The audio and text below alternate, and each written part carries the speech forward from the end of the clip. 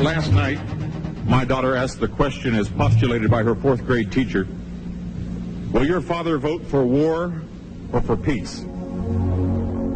As I looked into the face of that little life that I value more than my own, I thought how simple it is when you know no history. Operation Desert Storm was a military operation launched by NATO with coalition forces to expel Saddam Hussein from Kuwait and restore control of the country to its government. For me, however, it was much more. I was raised in a military family.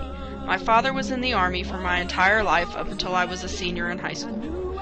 Although he had gone on military exercises many times, he had not been involved in a real war during my lifetime. Since he retired from the Army during the fall of 1989, my senior year, I thought that he never would be. Unfortunately, I was wrong. In the winter of 1990, during my freshman year in college, the defense contracting company that my dad worked for sent him to be support for the troops in Operation Desert Shield.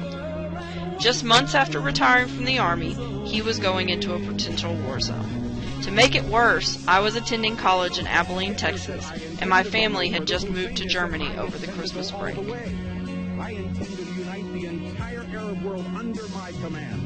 In early January, both my dad and I left Germany. I was returning to Abilene after the winter break, and he was headed to the Middle East. For me, this was huge, because for the first time in my life, I was afraid my daddy might not return home. I remember January 16, 1991 like it was yesterday. I and a group of friends had just finished dinner in the Student Center and were standing watching the television. It was tuned to CNN, and they were televising live from Baghdad, Iraq, as the airstrikes began. This was the beginning of Desert Storm.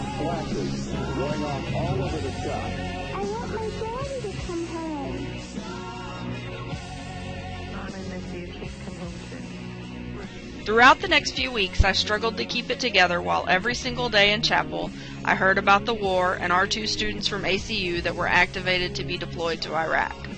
None of my friends and classmates understood what it was like for a parent to be deployed in a war zone, nor did they understand that despite the fact that my dad was a contractor, he was in as much danger as our active duty troops. Because he was just recently out of the Army, he hooked back up with his old unit and was traveling with his military intelligence colleagues, hopping every few days so that they wouldn't be detected. Corey, I'd like to say, hey, saw my colors over the USS Detroit. Hang in there, guys. Hi, this is Bree. I'd like to say hi to Benny Williams Jr. over in the Armed Forces of Saudi Arabia. I miss you, and I'd just like you to like me.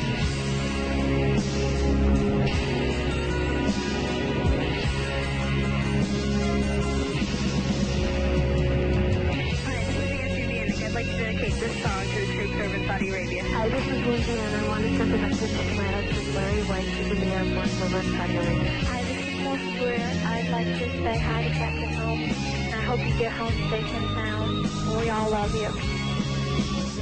On February 23rd, the night before the ground campaign started, my dad had a major heart attack.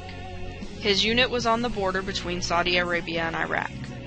One of his friends convinced him to see a doctor, and he was sent to a field hospital, while his stuff went into Iraq. I got a phone call a couple of days after his heart attack telling me that he had experienced a minor heart attack and not to be worried, but no one knew where he was located. My dad was lost for 4 days. No one at his company or with the military was able to tell us where he was located. 4 days after his heart attack, he called my mom from the hospital in Riyadh, Saudi Arabia, to let her know he was okay. 3 days of intense debate, Congress has passed a resolution authorizing the use of force to expel Iraq from Kuwait. My nephew, Eric, is among the thousands of young men and women on the Saudi front.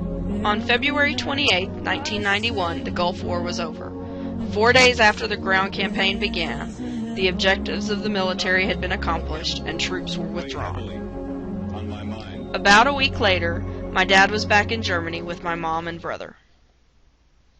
It wasn't until the summer of 1991, when I was able to see him, that I was convinced that my dad was going to be okay.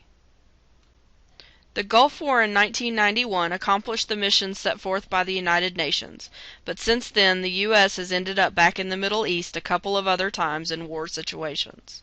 Our troops are still deployed today, but hopefully they will all be able to come home soon.